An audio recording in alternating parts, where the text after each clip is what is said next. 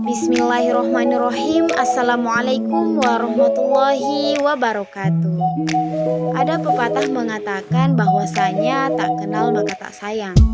Jadi, perkenalkan kami dari kelompok 3 atas nama Julmiani, Nurakifa, Nur Ainun Safira, dan juga Ayu Lestari. Pada video kali ini kita akan membahas tentang landasan pemilihan media pembelajaran. Jadi, disimak baik-baik ya. Yang pertama yaitu landasan psikologis media pembelajaran.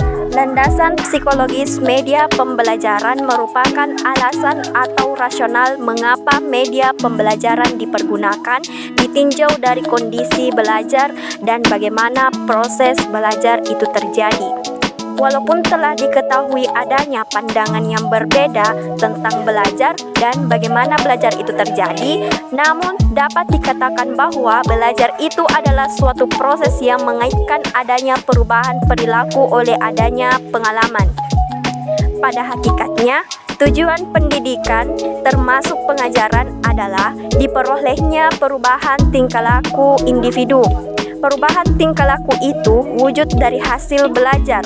Yang terpenting dalam proses belajar siswa dilihat dari psikologis tentunya adanya keinginan atau motivasi dan kebutuhan dari siswa itu sendiri.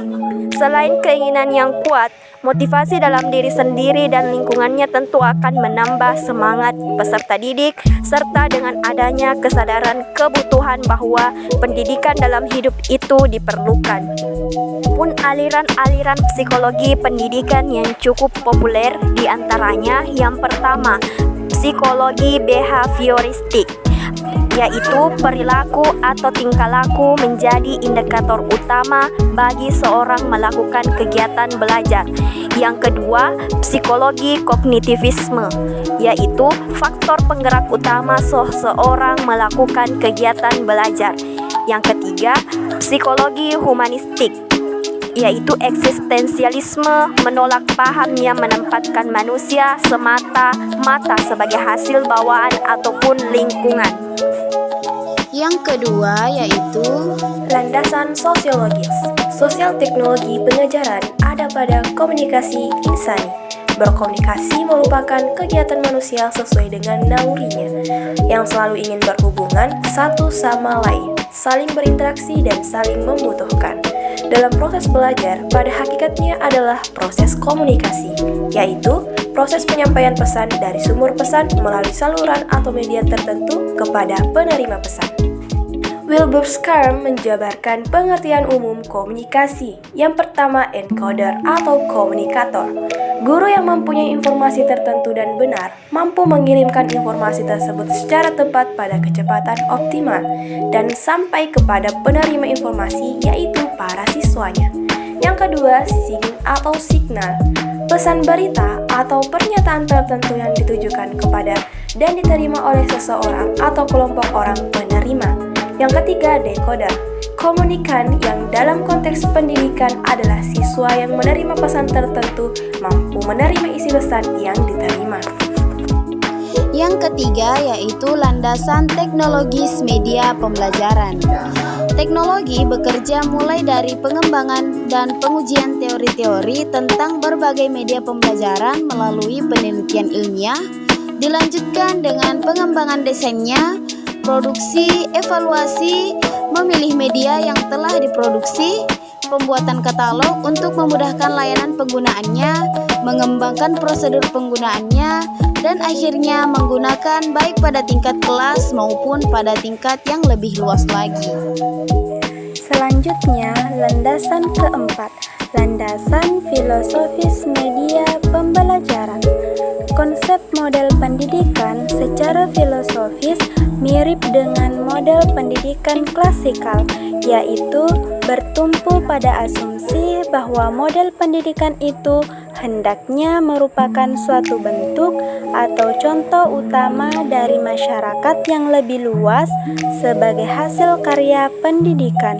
Manusia dalam anggapan pendidikan teknologis dipandang sebagai makhluk yang berperilaku lebih kompleks dibandingkan dengan makhluk lainnya.